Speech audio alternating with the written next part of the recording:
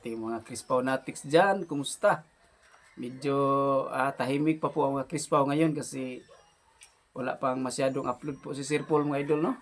Kasi mukhang busy siguro na umuwi po sila sa Mindoro kasi nag-celebrate ng fiesta po.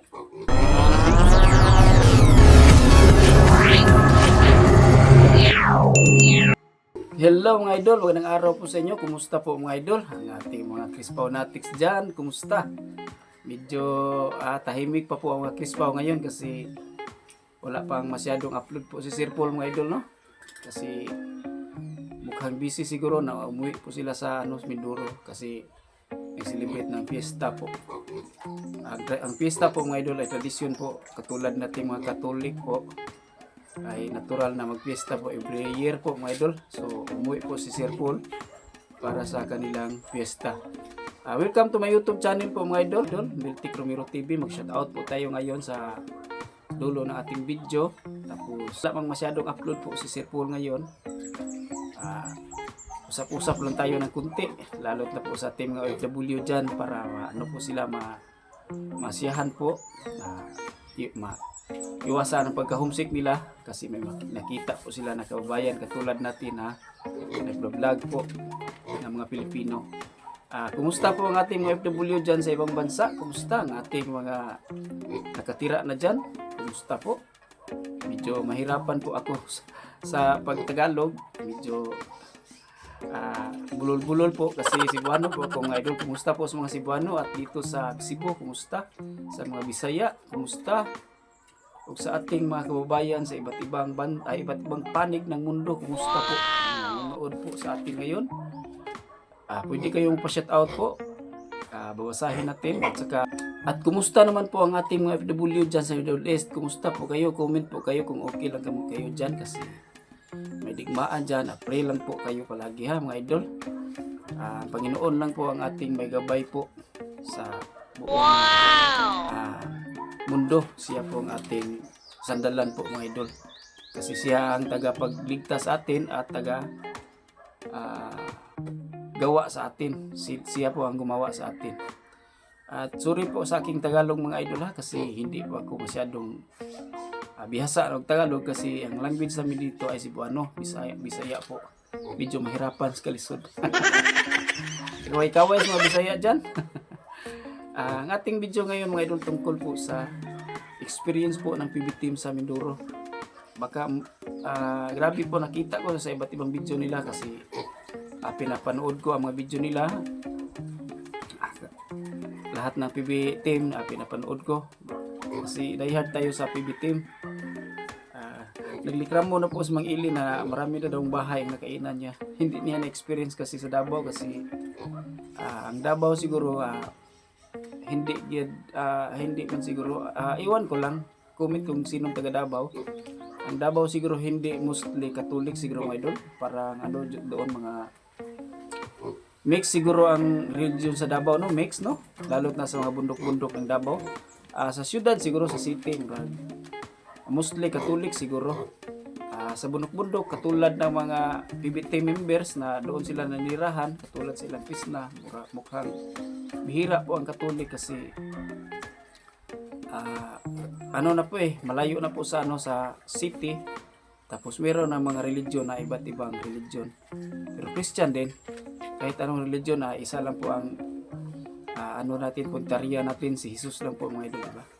Ang ating Panginoon. So shout out sa iba't ibang religion. Wala tayong lang po tayo lahat, isa lang po ang ating Panginoon mga idol. So ang na-experience nila sa sa Mindoro mga idol, sobrang saya nila kasi iba kasi daw magpista sa Mindoro. Maraming kainan at maraming kasiyahan, maraming sayawan. Lahat ng Katolik ng idol, kahit saan kang lugar sa Katolik, ganon ang naranasan kasi may tayo, tradisyon tayo na pista every year.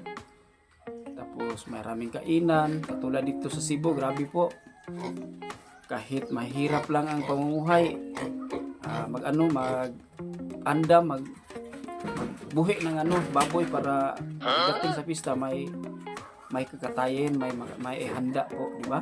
Ganun tayo mga Katolik. So, na-experience nila, grabe. Nagreklamo po si Mang Ili na kailang bahay na po nakainan niya. Hindi niya na-experience siguro masyado sa Davao kasi na sila sa bundok mga idol, no? Sa Davao, sa city siguro maraming magpipista, pero sa bundok pero sa bundok naman siguro may mga Katolik naman siguro, pero bihira lang kasi malayo na kasi sa sa city. Kadalasan po ang mga bundok-bundok ay hindi na po maabot ng ating pare, ating mga ministro. So ang doon mga iba't iba ng reliyon, katulad ng mga Christian born again, mga Baptist, so wala naman sila nung pista, hindi nila ma-experience yun kasi iba't iba po ang tradisyon sa relihiyon. Wala pong piyesta ang ibang relihiyon, di katulad sa Katolik, katulad natin na may piyesta po. So na-experience po nila na grabe po si PBS tong parang nagreklamo niya yata ilang bahay. Grabe, no? Lalot na po at pumunta sila dito sa Cebu, Bohol, Negros. Maraming kainan dito. Grabe, pag magpiesta. Lalot na dito sa Cebu. Kahit mahirap ang bahay dito, mga maliit ng bahay, may inasal na, may lechon na ganun. So na-experience sila doon sa Mindoro na nasiyahan sila kasi marami daw kainan. Natural lang yun kasi pagpiesta, tradisyon natin yan eh. So nasiyahan tayo na experience po ng PB team ang fiesta ng mga Katolik, di ba? At saka mga kamag-anak ko dyan sa Alegria, San Isidro, Northern Samar, watching from Ujungan, Romblon, from Jocelyn Makatubal. Maraming salamat po idol sa pagpanonood. Shout out sa taga Northern Samar, San Isidro, Alegria po. Shout out po galing sa Shira Bulyonis, Bohol, from Lilibit Ranyulo.